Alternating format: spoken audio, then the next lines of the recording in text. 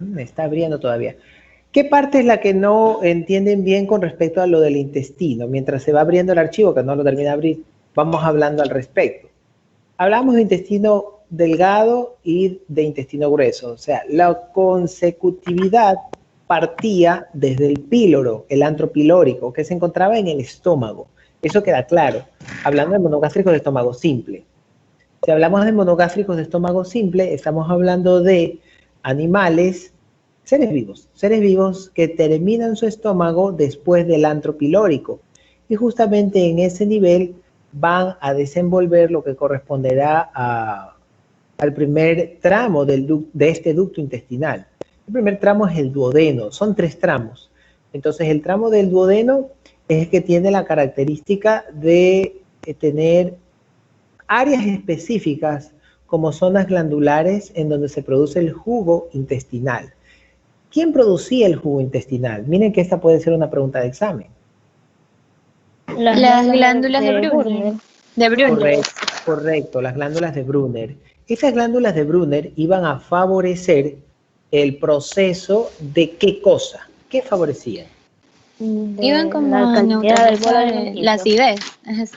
Correcto, iban a estar correlacionadas con lo que corresponde a equilibrar o quitar la acidez del bolo alimenticio que viene del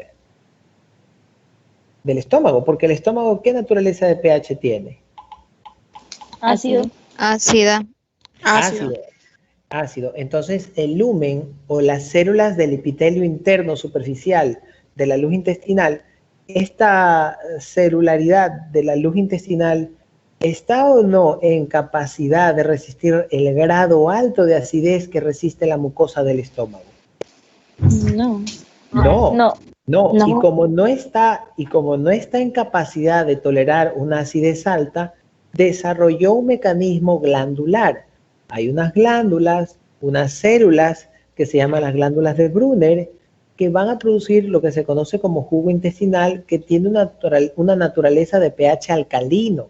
Entonces, esta naturaleza de pH alcalino va a envolver al bolo alimenticio y le va a generar contra el pH ácido y lo va a volver un pH tolerable, de un pH neutro, en el cual al pasar en la luz intestinal no generará problemas de índole que vaya lastimando la zona de la mucosa o el lumen intestinal del duodeno.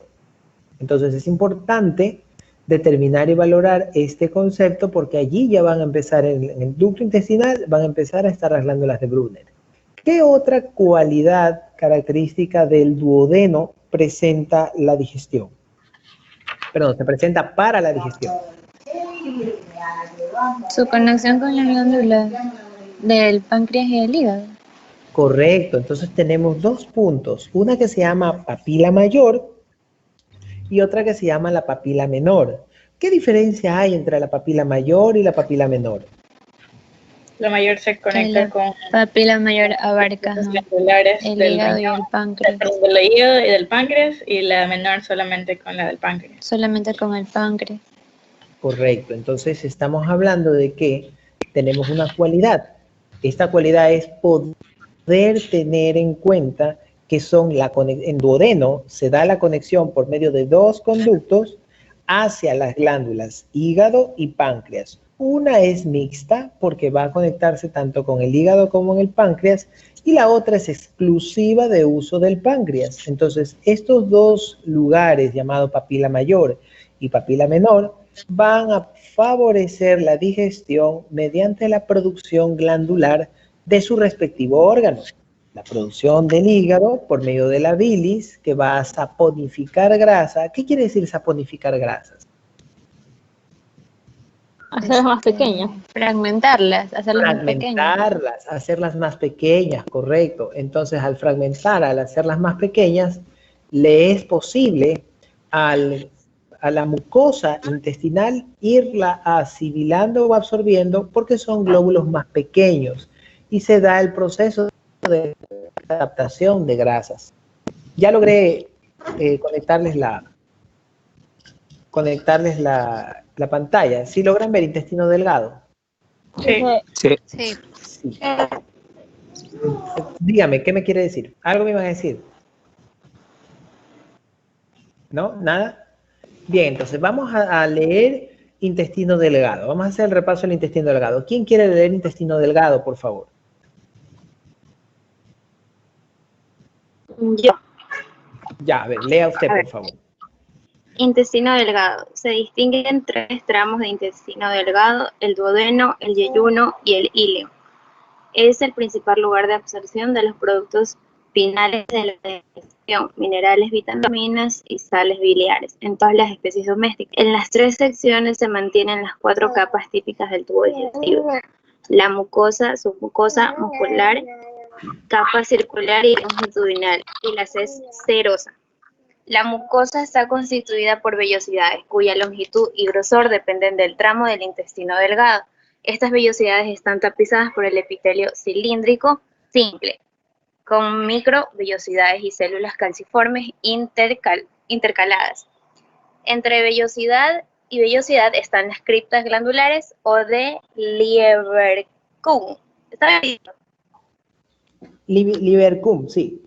Ya, constituidas por las mismas células que el resto de la vellosidad, y también células germinales y células de Paneth. Solo que en algunas especies animales como primates, roedores y equidos, entre otros. El epitelio de la vellosidad es sostenido por la lámina propia del tejido conjuntivo laxo.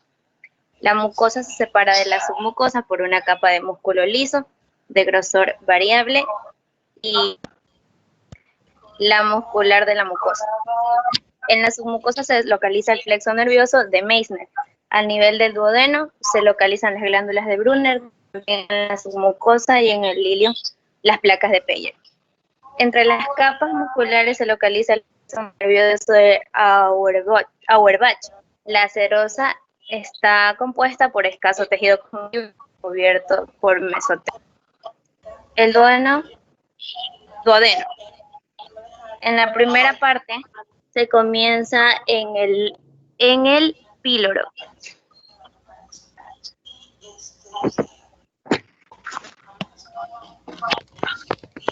Está suspendido por el mesoduodeno, que es corto excepto en el carnívoro. Tiene 3 partes divididas por 2 flexuras. Duodeno craneal se dirige hacia la derecha a lo largo de la visceral del hígado. Y luego está la flexura craneal, que se relaciona con hígado y páncreas y forma la denominada asa sigmoidea en el caballo, rumiantes y cerdos. El asa sigmoidea presenta un ensanchamiento llamado la ampolla duodenal. El ligamento hepatoduodenal une la parte craneal del duodeno al hígado. En este punto desemboca el conducto biliar y los conductos pancreáticos. Mediante las papilas duodenales mayor, coledoco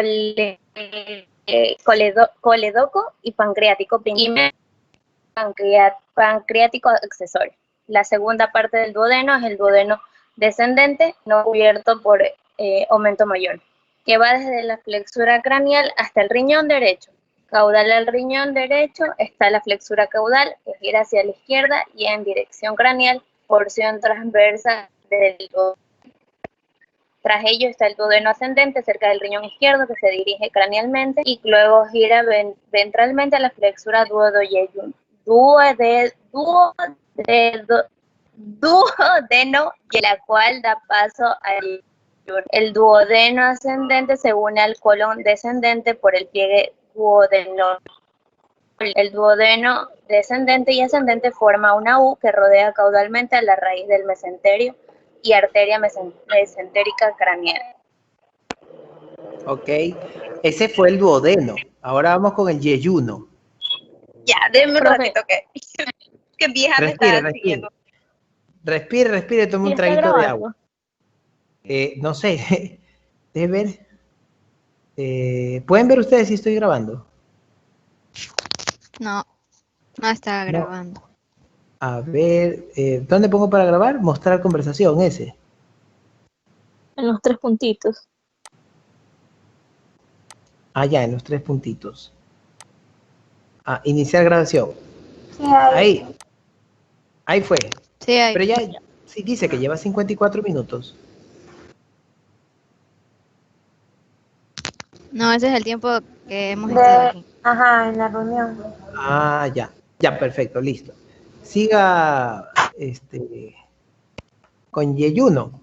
Duodeno ya vimos, pues, lo singular del yeyuno que correspondía a los 2 conductos papila mayor y menor, las glándulas de Brunner, las glándulas de Lieberkühn, lo que correspondía a las placas de Peyer, que iban a generar una actividad de defensa.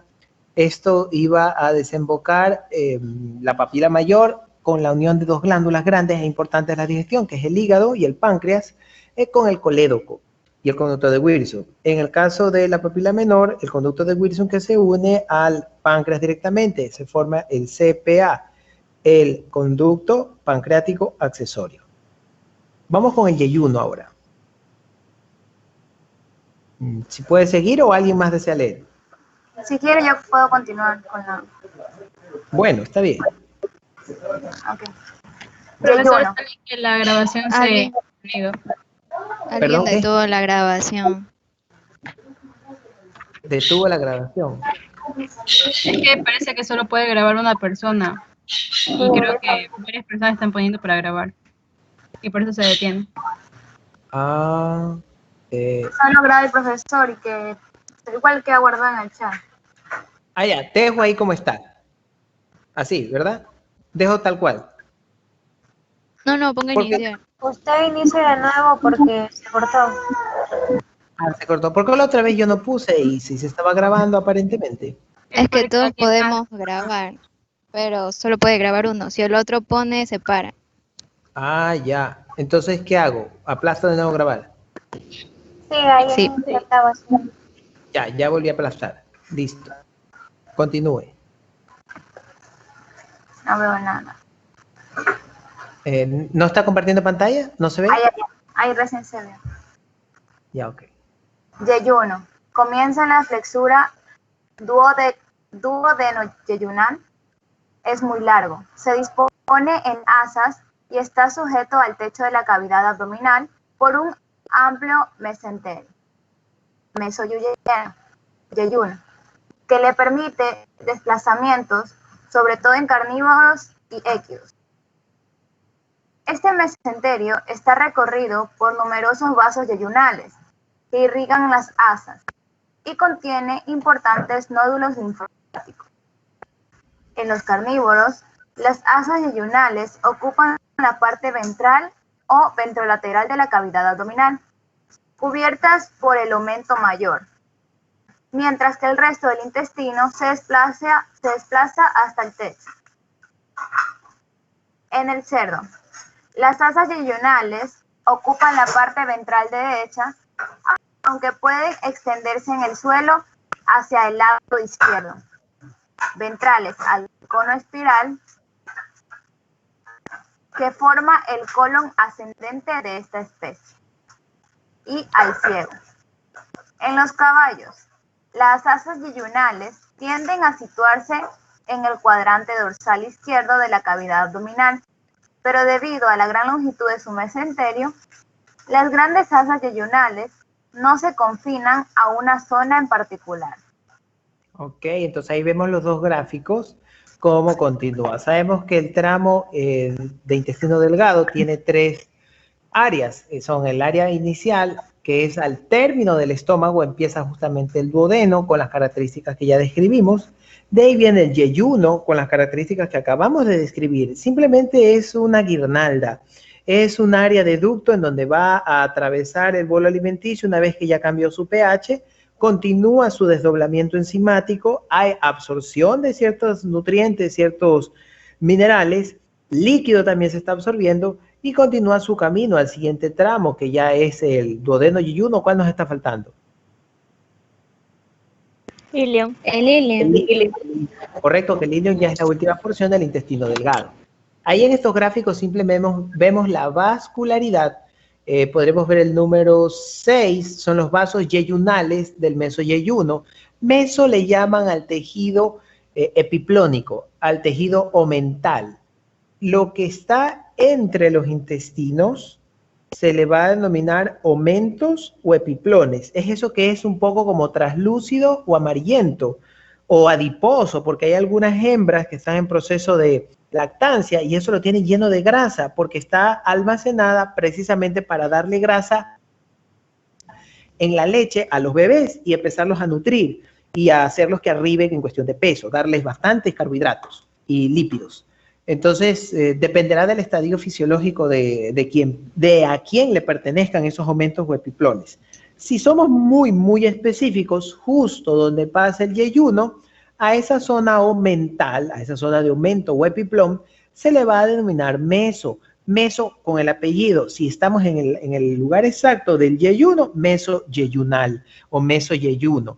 Entonces estamos hablando de una zona donde está el aumento o epiplón, de forma muy general para todos. A todos se le llama aumento o epiplón, lo que está el tejido junto al intestino. Si somos muy específicos, podemos hablar de mesos, mesoduodeno, mesoyeyuno, meso, ¿cuál nos falta?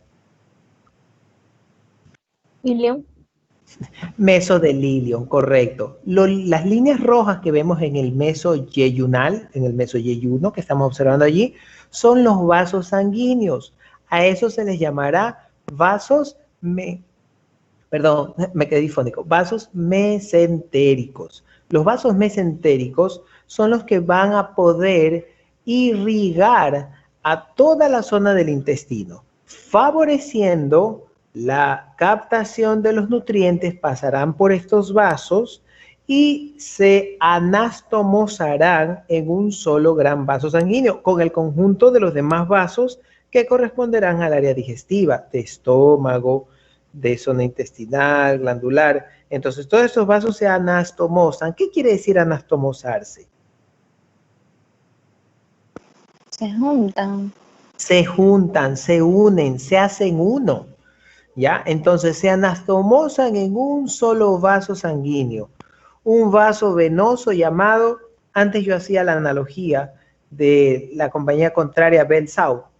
¿Se acuerdan ustedes de la compañía contraria Belsau aquí en el Ecuador, de celulares? Porta.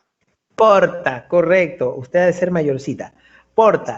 Entonces, la vena porta justamente es el vaso sanguíneo que recibe la anastomosis de todos los vasos sanguíneos que están distribuidos en el entorno digestivo. Se unifican allí, se hacen uno solo, se unen en la vena porta. ¿Por qué motivo se unirán en la vena porta? Se unen en la vena porta porque este vaso sanguíneo es el producto de la recolección de todos los nutrientes digestivos, incluidos los intestinales, en bruto, que van a dirigirse a la gran glándula en donde se transformará o se hará la glucogénesis. ¿En cuál glándula de gran tamaño que está a continuación del diafragma se da la glucogénesis? En el hígado. En el hígado, correcto. Entonces la vena porta es el gran vaso sanguíneo, producto de la anastomosis de todos los vasos que circundan la digestión y que desembocarán en el hígado. Este vaso sanguíneo anastomosado se le va a denominar vena porta. ¿Comprendido esa partecita? O sea, la vena porta termina en el hígado, o como esa parte no correcto, correcto. La vena porta va al hígado. La vena porta, siendo un solo calibre, un solo caudal, llega al hígado. En el momento en que llega a la zona del hígado, comprendemos que el hígado no es un solo lobo, sino que es el conjunto de varios lobos hepáticos. Así que no puede llegar la vena porta como una vena, sino que se fragmenta dependiendo del número de lobos hepáticos que tenga cada especie. Si hablamos del carnívoro como el perro, tenemos 7 lobos hepáticos y se va a fragmentar un vaso sanguíneo que va de esta vena porta a cada lobo para permitir que cada lobo genere glucogénesis, así como cada lobo genera producción biliar. Cada lobo va a generar producción glucógena. o sea, glucogénesis. Si es como en el bovino, hay 4 lobos, habrá una división de esta vena porta en 4 ramificaciones, y así sucesivamente. ¿Estamos claros en esa partecita? Más o menos. Menos que más. Sí. Hay una gran duda. Bueno, sigamos con el ilion. Ya voy a ver cómo les menciono mejor esto. Ilion. Mister, una pregunta. Dígame.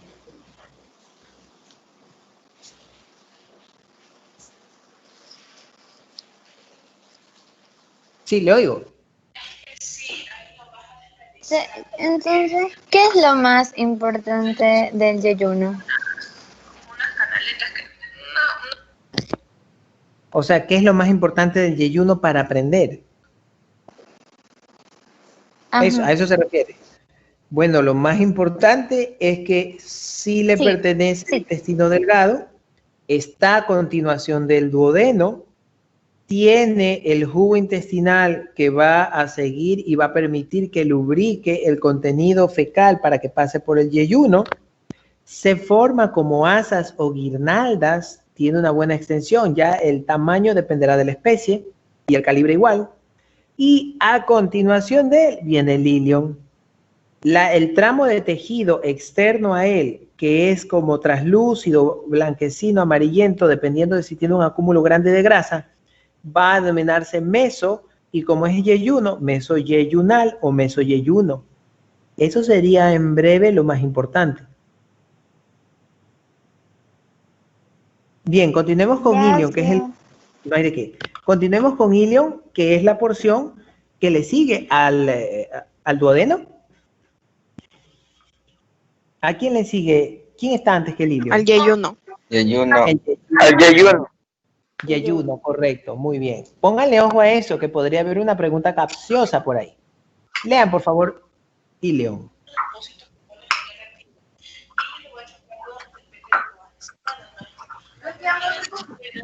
¿Continúo yo mismo? Sí, puede ser. Sí, puede ser.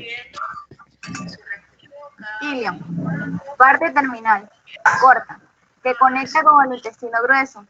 Está sujeto por medio del mesoilion y unido al ciego por el pliegue iliocecal. Este pliegue parte del lado opuesto al mesenterio y se extiende cranealmente hasta un punto que se considera la unión del duodeno ilion. El ilion termina proyectándose hacia la luz del colon, formando la papila ileal, antes denominada válvula iliocecal. Funcionalmente muy importante. La papila consta de un esfínter ileal y válvula iliocecal. La papila consta de un esfínter ileal y un orificio ileal. En los équidos, la papila ileal no se abre en el colon, sino en la base del ciego. También existe un cúmulo de fibras más marcado en équidos y suidos, denominado frenillo, de la papila ileal. Ok, entonces el ilion está consecutivamente, le pertenece al intestino delgado y consecutivamente le sigue al yeyuno.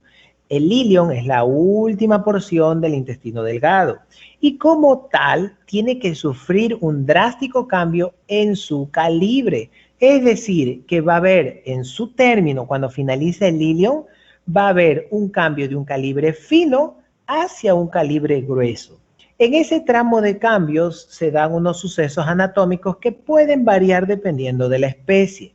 Si hablamos de variantes, se describen los suidos que hay mucho tejido en el entorno.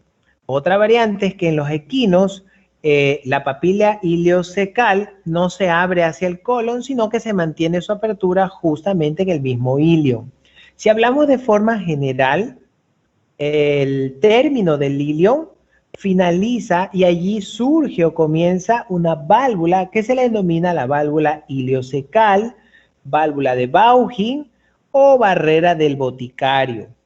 Entonces, cualquiera de estos tres nombres son generales para caracterizar lo que se encuentra allí tipificado como un tipo de válvula.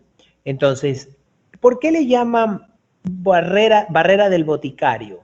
Lo mencionamos, porque en la antigüedad, cuando recién surgieron los fármacos, las cápsulas, el preparado capsular, el frasco, por decirlo así, la capsulita que contenía el principio químico, el polvito de la pastilla, estaba contenido en una cápsula de un material que era de una digestibilidad menor.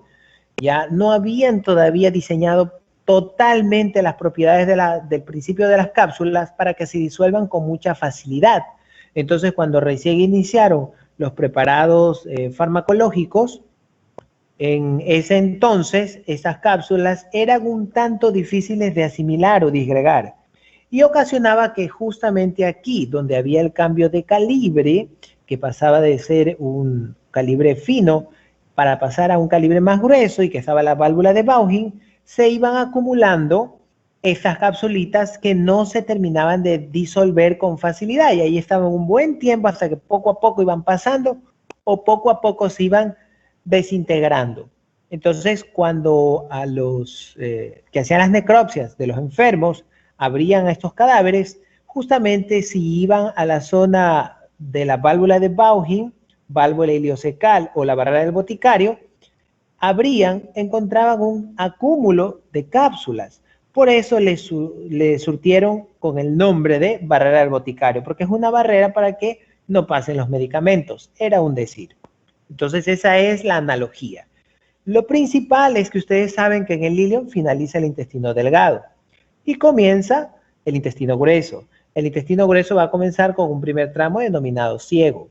De forma general, la válvula se va a encontrar aperturándose hacia la zona del colon o hacia la zona del ciego. Estamos hablando que en especificidad hay ciertas especies como el equino en donde realmente queda aperturada pero inviscuida, interiorizada en el ciego mismo y no se proyecta hacia el colon. Pero la válvula de que está en ese tramo está. Válvula de Bauhin, válvula iliocecal o también llamada barrera del boticario. Papila ileal también le llaman. Ok, entendido esa parte del ilion, no es nada complicado, es una pequeña descripción, una breve y pequeña descripción que detalla la continuidad hacia el siguiente tramo intestinal y entre ambos va a haber una válvula. Aquí estamos observando en este gráfico, ven que el número 6, ¿qué está describiendo el número 6? ¿Qué es el número 6? El ilion. El ilion. ¿Y el número 7? El ciego. El ciego. Ya es el ciego. Entonces estamos hablando de que allí hay un contraste, ¿sí o no? El uno, ¿qué calibre tiene? Y el otro, ¿qué? El rosadito, ¿qué calibre tiene? Y el verdecito, ¿qué calibre tiene? ¿Hay diferencias de calibre? Sí. Sí. Tiene un calibre más fino. Exacto. El número 6 es de un calibre menor, mientras que el número 7 se ensancha y es de un mayor calibre. Allí está el límite donde finaliza el intestino delgado y va a iniciar el intestino grueso. Justamente el límite anatómico entre ambos va a ser el ilion por parte del intestino delgado y el ciego por parte del intestino grueso. Si hablamos del límite valvular, va a ser la válvula de Bauhin, válvula iliocecal o barrera del boticario. Cualquiera de esos nombres. Papila ileal también hay otro nombre. Entonces, ¿queda comprendido esa parte? Sí está claro, ¿verdad? Creo que Sí. Sí, ok, muy bien. Vamos ahora a revisar el intestino grueso. ¿Alguien diferente que pueda leer para que no se canse su compañera?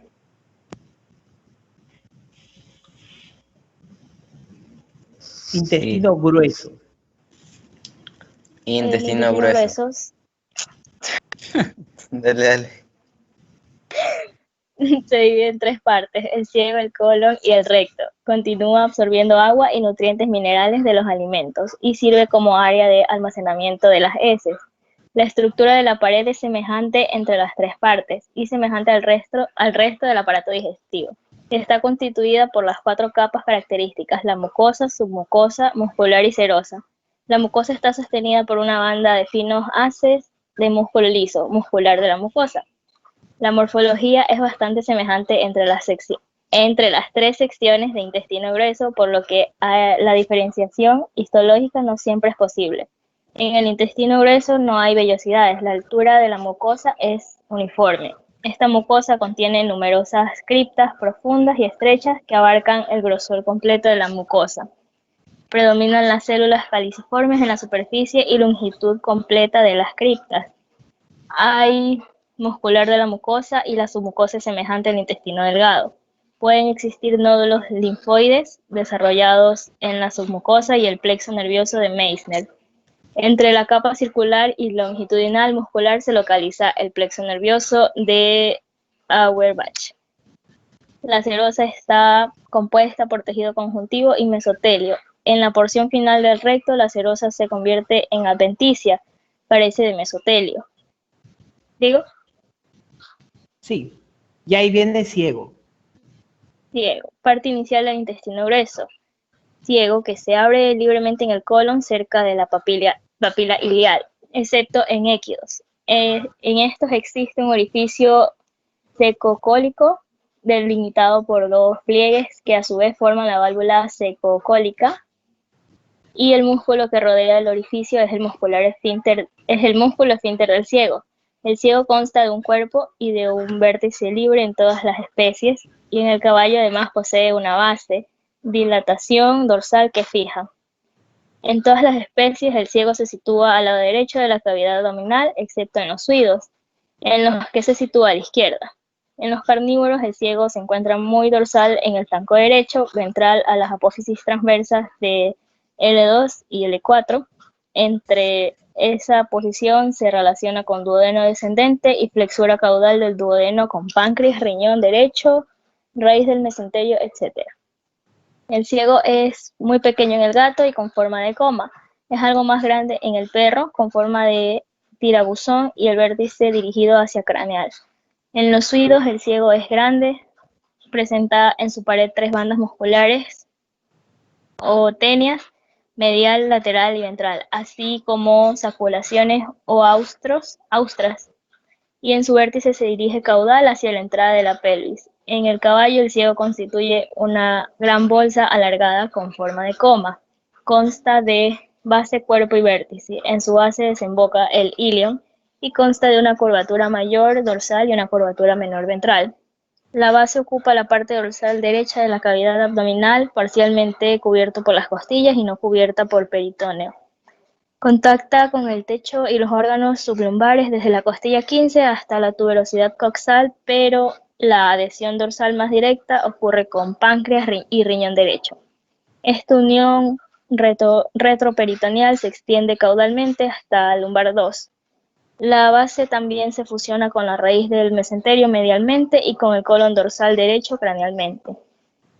El cuerpo corre ventralmente antes de girar a craneal.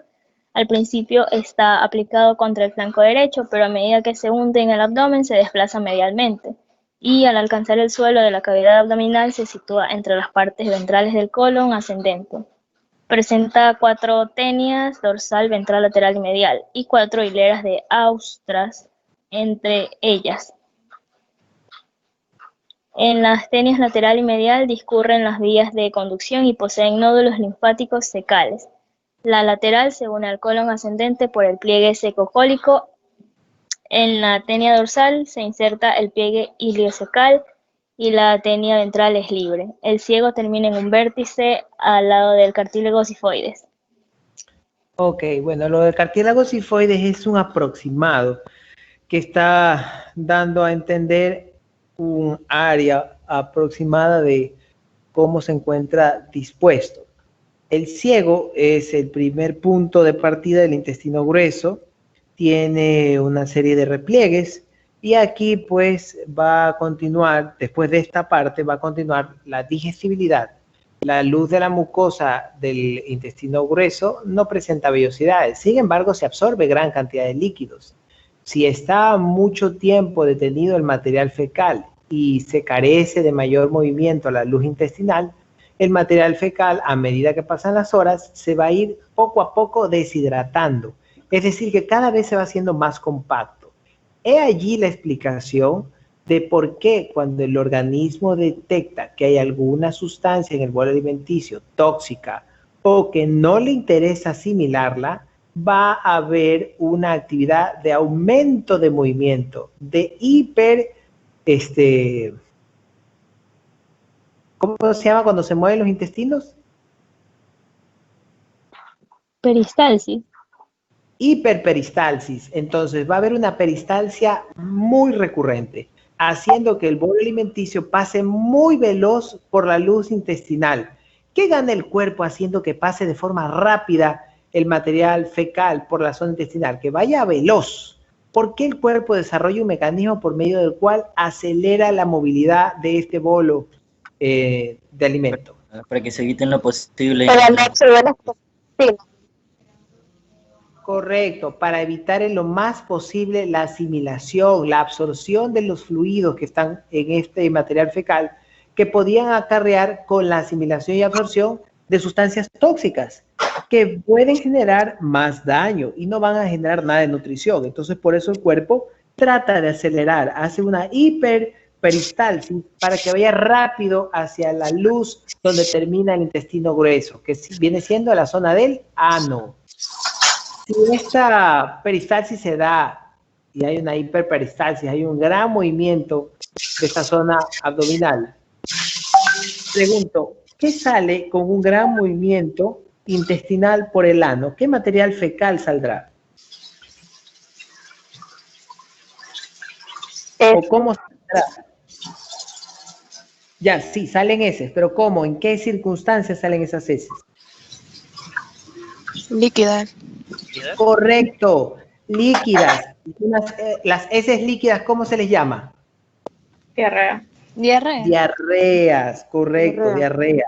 Entonces, el intestino se ha movido tan rápido y veloz que no da capacidad a sus poros de absorber y asimilar los líquidos que están constituyendo. No pueden deshidratar al bolo fecal y pasa muy rápido. Entonces, va cargado de gran cantidad de líquido. Y cuando se defeca, va a salir este material con poca densidad, siendo lo que se conoce como diarrea.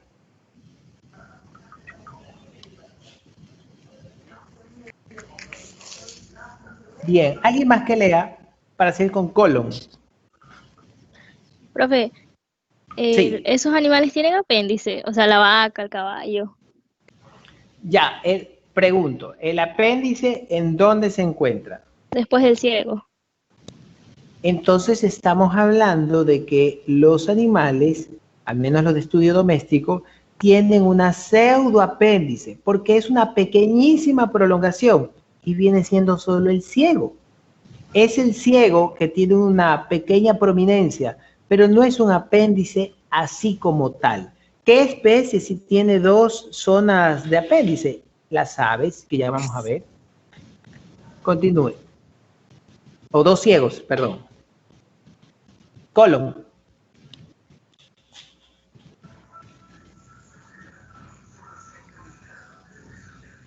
¿Quién puede leer colon? Yo. Colon, consta. Lea, por favor. Sí, sí. Ya, pues Andrea. Ya.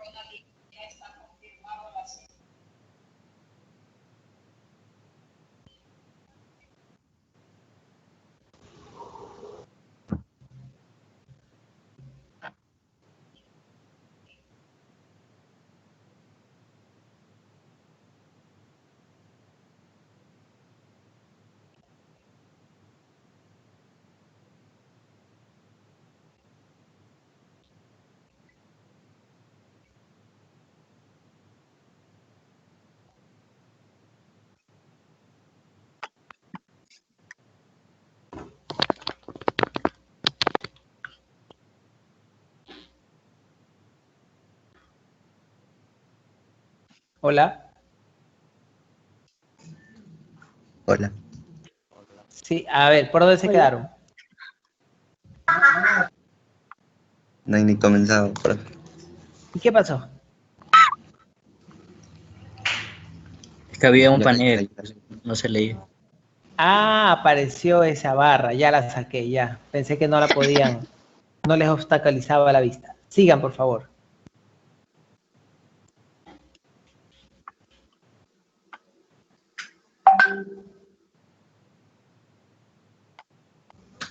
Colon consta de 3 partes. Colon ascendente, desde la desembocadura del ilion hasta la flexura cólica derecha. Colon transverso, de flexura cólica derecha a flexura cólica izquierda. Y colon descendente, de flexura cólica izquierda hasta desembocadura en el recto, en la entrada de la cavidad pelviana. Presenta una disposición simple en carnívoros, al igual que en humanos. El colon ascendente se sitúa cranealmente y en el lado derecho de la cavidad abdominal. El colon transverso cruza de derecha a izquierda por delante de la arteria mesentérica craneal. El colon descendente se sitúa caudalmente y en la izquierda. Ok. Tenemos las 3 partes.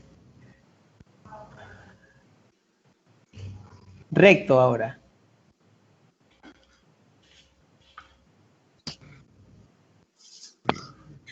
Recto es una parte recta que continúa desde el colon hacia la cavidad pelviana, terminando en el corto canal anal. Antes de él forma un ensanchamiento, la ampolla rectal, que es muy prominente en el caballo y que no existe en la oveja, la cabra y el gato. El canal anal es la parte terminal, corta, del tracto digestivo. Rodea el orificio del ano.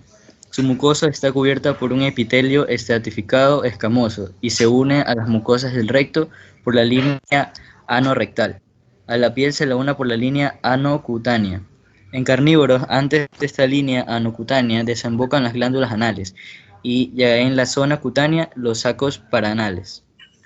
Rodeando el ano hay esfínteres externos e internos que mantienen cerrado el orificio. Ya, la zona del ano. Esas glándulas son las que se llenan de líquido en los perritos, ¿verdad? Exacto.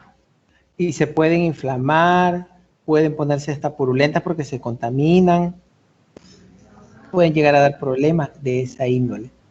Entonces es prudente, no es ideal estarlas drenando a cada rato, lo que es prudente es revisarlas, poder avisorar si hay o no algún problema. Si no hay ningún problema, no es necesario estarlas drenando y estarlas aplastando, dejarlas tal cual, que vayan evacuándose de forma continua y de forma moderada. Por eso es que cuando les ofrecen que sí, que las glándulas anales, no necesariamente hay que estar a cada rato purgando la zona de las glándulas anales. Ahí tenemos un gráfico muy general de lo que corresponde entre un caballo y un perro, carnívoro y un herbívoro, que corresponde a más o menos la disposición. Ya hemos visto todos esos tramos, esófago, estómago, zona del intestino delgado, zona del intestino grueso, ahí ya va hacia el tramo del recto. Antes de eso pues estaba la zona del ciego, de ahí viene el colon, colon ascendente, colon transverso, colon sigmoideo, descendente, y ahí viene la zona del recto.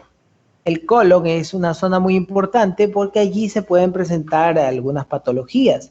Hay una patología en la cual el colon está lleno de heces y no tiene movimiento y se estancan las heces allí y se va cada vez haciendo más grande. Esta patología se le denomina megacolon. Es decir, que dentro de esta patología el colon está totalmente repleto de heces. ¿Qué ocurre si las heces se mantienen en un solo sitio del intestino grueso y esta zona no se mueve? ¿Qué ocurrirá con el material fecal a medida que pasan los días? Se irá acumulando. Se va acumulando, ya. ¿Qué más ocurre? Se endurece. Se endurece. ¿Por qué se endurece? Porque se deshidrata. Se deshidrata. ¿Quién lo deshidrata? El colon. El mismo colon, la misma luz intestinal va a deshidratar, le va a robar, le va a captar, bueno, no sirve robar, le va a captar líquido, fluido, porque ese es el método por medio del cual el intestino grueso sigue generando hasta el último momento digestión. quita un poco de líquido o de fluidos, generando la captación también de ciertos nutrientes que hasta el último se pueden captar. Sabemos que en el intestino grueso hay una flora microbiana que va a favorecer la producción de vitamina K. Entonces, si este favorecimiento de producción de vitamina K se desenvuelve, quiere decir que los fluidos, estando allí, van a captar también un proceso que se ha culminado como es la elaboración de la vitamina K. Capta la vitamina K. Entonces, para eso es importante ver las diferencias con respecto a la zona del colon. Una patología, entre las varias que hay, es la que se denomina megacolon. ¿Han oído en algún momento la patología denominada megacolon? No. Bueno, los que la han oído, el megacolon no es más que un estancamiento, un estacionamiento, una no movilidad de la luz intestinal del tramo del colon. El colon no se mueve. Cuando no se mueve un ducto intestinal, ¿cómo se le denomina esto? Cuando un tramo no se mueve. Cuando las cosas se estancan en ese tramo y ese tramo no se mueve. Antiperistalsis. Se ve afectada la peristalsis. Antiperistalsis es cuando sí se mueve, pero hacia el lado contrario, y ahí se generan los vómitos. Aquí estamos hablando de que no hay peristalsis. El estreñimiento es el producto por el cual, es la consecuencia, perdón. El estreñimiento es la consecuencia de lo que no se mueve el intestino o se mueve de forma anómala e irregular. Yo pregunto no la consecuencia, pregunto cómo se llama el no movimiento.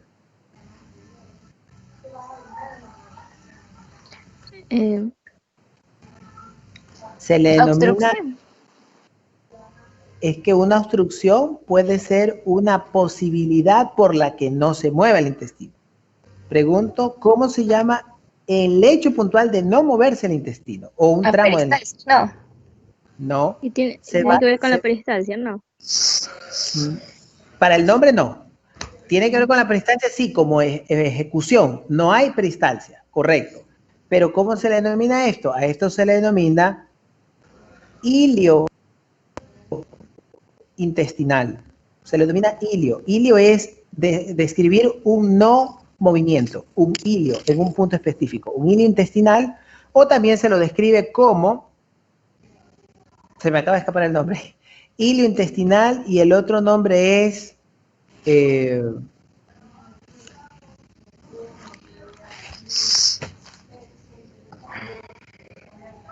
se me fue, pero hilio es, uno de los términos es hilio intestinal, un detenimiento. Se encuentra estancada las heces allí. Hay un hilio intestinal. Ya, hay un hilio intestinal o una atonía. ¿Qué quiere decir atonía? A No es muy- sin tono. Sin tono. El tono normal es una ligera contracción, un ligero espasmo con una ligera relajación. Entonces, el tono es contracción y relajación a la vez. Eso es un tono. Entonces, tiene una atonía. No tiene tono. No tiene movimiento. Hay un hilio paralítico. Se ha paralizado todo allí. Un hilio que no deja que genere peristalsis. O un hilio por la no peristalsis.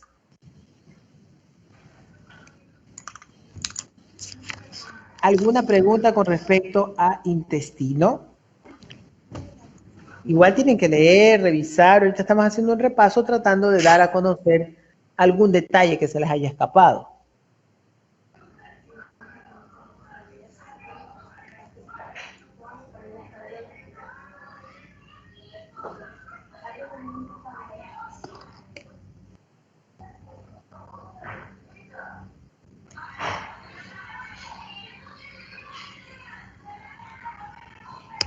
¿Ninguna pregunta? ¿Todo ok?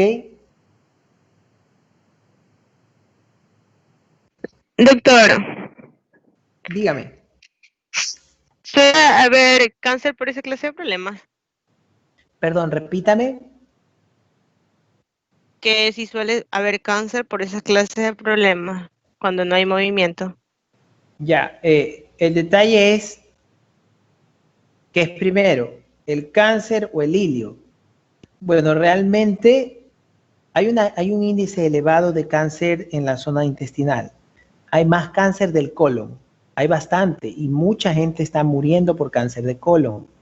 Se cree, porque no está totalmente comprobado, pero se cree que son los hábitos alimenticios, hablando de los seres humanos, los hábitos alimenticios que tiene el humano. Por ejemplo, usamos mucho el microondas y no lo usamos debidamente. Cogemos cualquier recipiente y lo metemos al microondas, calentamos el alimento y nos lo comemos calientito. Hasta ahí muy sabroso. Lo que ocurre, o lo que ya se ha descubierto de cierto modo, es que depende del recipiente mucho que ver con el grado de consumo de toxinas. El plástico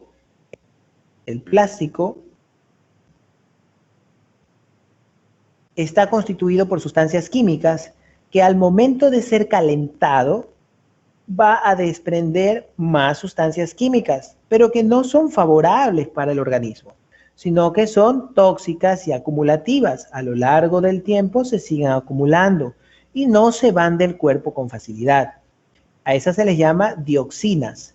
Entonces, estas sustancias, dioxinas, que son sustancias tóxicas que se van acumulando cada vez más, producto del uso del microondas con plásticos, va a hacer que nosotros podamos tener mayores probabilidades de desarrollar cánceres a un sinnúmero de lugares. Y uno de ellos puede ser el cáncer de colon. En el cáncer de colon empieza a cambiar el tejido. Todas las capas de epitelio y músculo que están constituyendo el epitelio intestinal va a variar, va a hacerse neoplásico. Es decir, que va a cambiar un tejido por otro, un tejido bueno por un tejido maligno. Y este tejido maligno puede generar parálisis, hilio o atonía. No va a ser igual su funcionamiento como lo fue con el tejido original. Entonces, esto corresponderá a un problema en el cual podría terminar con una total oclusión del intestino. Si el intestino se cierra por completo debido a la masa del tumor, al hilio, a la atonía o a lo que esté obstruyendo el intestino, es un tremendo problema. La persona que padece de este cáncer es muy cruento, muy doloroso, muy molestoso. Los individuos no pueden defecar. Imagínense si se paraliza el hilio, los gases no pueden salir.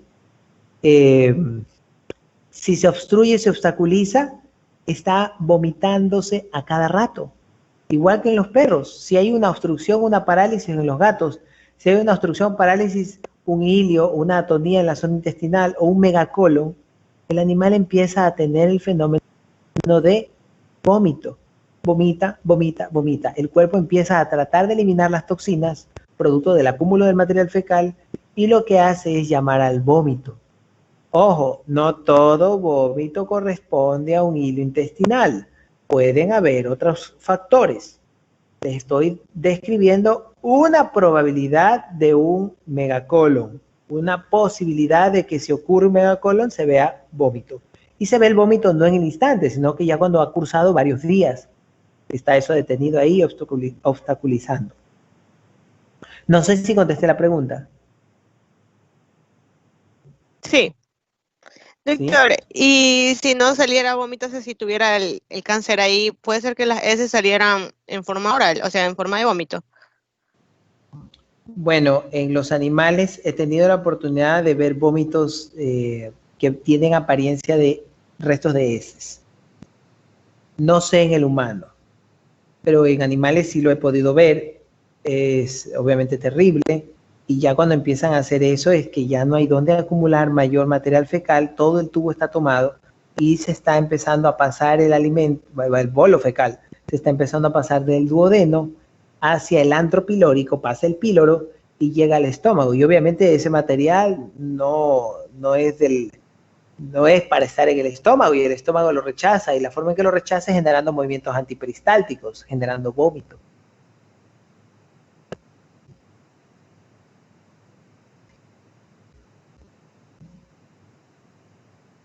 Los vómitos no solo se dan por este tipo de problemas, sino que también puede haber daños a nivel del estómago, deterioros, erosiones, úlceras, lastimaduras, que son lo mismo que decir úlceras, elevación de sustancias tóxicas en la sangre que pueden ocasionar que ese estómago genere movimientos antiperistálticos, dando lugar a los vómitos. ¿Quedó claro esta parte o no? Sí, profesor. Sí, dígame.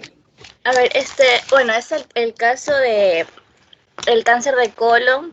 Dio una explicación sobre que se podía dar por el uso del microondas, pero en caso de un animal como un gato, ¿por qué se puede dar? Y, o sea, no sé si sería cáncer o no, porque en las ecografías que se le hicieron al gatito no mencionó ninguna masa ni nada similar a eso, pero tenía obstrucción. O sea, no podía defecar y se le acumulaban las heces.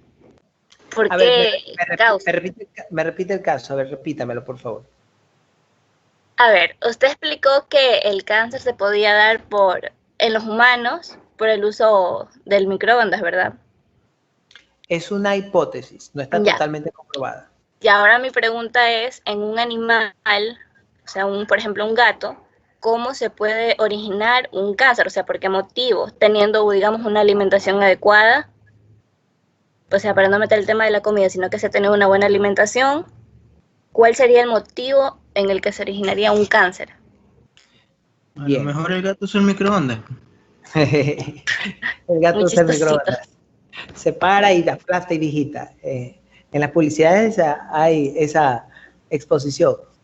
Bueno, realmente cáncer de gato en la zona del intestino como tal no tiene una alta incidencia. Las neoplasias pueden aparecer en cualquier parte del cuerpo.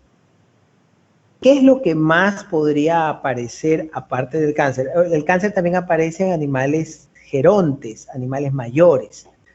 ¿Ya? ¿Qué es lo que más podría suscitarse? Más probabilidades podrían haber si el paciente, si el gato, tiene un problema de lordosis, cifosis o escoliosis. Sí vimos lo que era cada una, lordosis, cifosis y escoliosis. ¿Qué era la lordosis? Desviación de la columna, de la parte lumbar. Hacia la parte dorsal. La cifosis, desviación de la columna hacia la parte, si la una es dorsal, la otra será ventral. Ventral. Correcto, esa es la cifosis, porque como que la columna quiere ir hacia la apófisis cifoides, y la apófisis cifoides está ventral. Entonces por eso le llaman cifosis. Y escoliosis, como una S. Desviación de la columna. Es desviación como en S. Como en S, hacia los lados, hacia laterales, izquierda o derecha. Por eso se forma como una S. Ya, entonces, si hay cualquiera de estas anomalías en columna, leves, no tiene que ser exagerada, leves, podría haber algún grado de compresión de los agujeros de conjunción, podría haber algún grado de compresión de la misma médula espinal, y esto podría acarrear como consecuencia la no recepción de información de tramos de intestino. Hay tramos de intestino que pierden la conectividad con el cerebro. Al perder la conectividad con el cerebro, por más que el intestino esté lleno con contenido fecal y esta información ascienda hacia la médula espinal para que vaya hacia el cerebro y el cerebro genera una respuesta de muévete intestino, muévete porque tienes contenido y ejecuta la función del movimiento de los músculos de forma autónoma, ya vimos el sistema autónomo y el sistema simpático parasimpático. Entonces manda al cerebro la señal y hace que se mueva, pero en condiciones anómalas puede haber contenido de heces en la luz intestinal, manda esa información el colon y a lo que asciende choca con el problema y se regresa.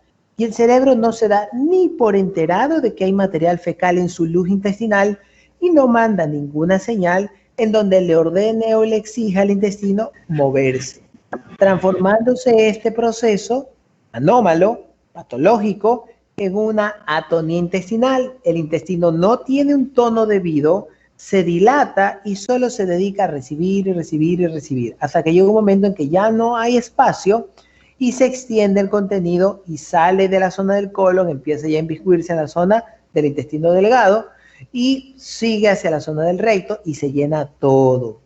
Y vienen, pues, ahí vienen los vómitos. ¿Estamos ahí? Profe, ¿qué es la luz intestinal? La luz intestinal es como que si usted agarra el intestino, lo corta por la mitad y lo ve hacia adentro. El hueco que queda adentro, a eso se le llama la luz intestinal. Es el espacio por donde pasan las heces. Las heces pasan por la luz intestinal. El espacio que hay en el intestino. Ajá, el hueco que queda dentro del intestino. Por donde van pasando las heces, a eso se le llama la luz intestinal. Ah, ya. ¿Puede dar un repaso sobre los pares craneales, por favor? Sí, vamos a hacer un repaso sobre los pares craneales, pero lo hacemos el viernes. Vamos a hacer el repaso de estesiología. Ya estamos a punto de terminar, faltan 12 minutos. Y no tengo ni agua aquí en la universidad. ¿El viernes o mañana? Mañana tenemos clase, ¿no? Jueves. Sí, el A ver, viernes no. estoy confundido. El viernes no tenemos, es el jueves. Sí, me equivoqué, es mañana. Sí, incluso pusimos el examen para el jueves. Sí, me equivoqué de día. Bien, entonces nos quedamos hasta allí. Creo que hemos avanzado algo de repaso y vamos a continuar igual repaso la próxima semana.